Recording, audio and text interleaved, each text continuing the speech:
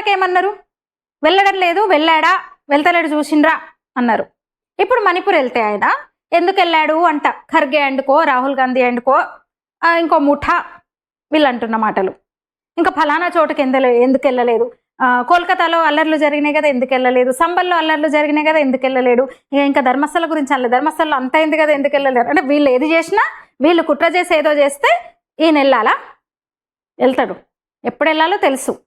భారత ప్రధానికి దేన్ని ఎట్లా డీల్ చేయాలో, ఎప్పుడు ఎక్కడికి వెళ్ళాలో అన్నీ ఆయనకు తెలుసు. వీళ్ళ చిల్లర రాజకీయం ఇది.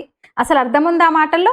నిన్నటి వరకేమో వెళ్ళట్లేదు, వెళ్ళిండా మణిపూర్కు సన్నాయి నొక్కులు, ఇప్పుడేమో ఎందుకు వెళ్ళిండు. పోనీ వాళ్ళు ఎన్నిసార్లు వెళ్ళిండ్రు? రాహుల్ గాంధీ వెళ్ళిండు రెచ్చగొట్టడానికి. మణిపూర్ అల్లర్ల సమయంలో కుకీలు మైతి తెగల మధ్య అల్లర్లు జరుగుతున్న టైంలో రాహుల్ గాంధీ వెళ్ళాడు, అక్కడ రెచ్చగొట్టి మరింత ఆజ్యం పోసి వచ్చిండు. అంతేనా? ఇప్పుడు మోదీ ఎందుకు వెళ్ళాడు? 1000 కోట్ల నిధులతో, పనులతో 1000 కోట్ల పనులకు శంకుస్థాపనలు, ప్రారంభోత్సవాలు చేయడానికి వెళ్ళాడు. ఐజ్వల్కు రైల్వే కనెక్టివిటీ కదా. ఇప్పుడు ఈశాన్య రాష్ట్రాల అంటే హెడ్ క్వార్టర్స్, రాష్ట్రాల రాజధానులకు ఇప్పుడు ప్రతి రాజధానికి ఇప్పుడు రైల్ కనెక్టివిటీ ఉంది.